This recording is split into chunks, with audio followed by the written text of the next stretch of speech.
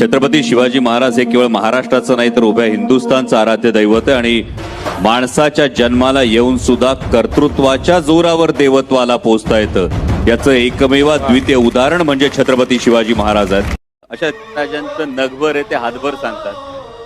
आपल्या राजाचा आभाळभर आहे सांगायला आपण कमी पडतो. म्हणजे असं म्हटलं जातं की ग्रेट 17 इन द वर्ल्ड ज्या राजांची नावं घेतली जातात म्हणजे अगदी जुलियस सीझर पासून नेपोलियन पासून अशा ग्रेट 17 इन द वर्ल्डची नावं घेतली जातात. पण Chhatrapati Shivaji Maharaj was the only king who was not born as a king.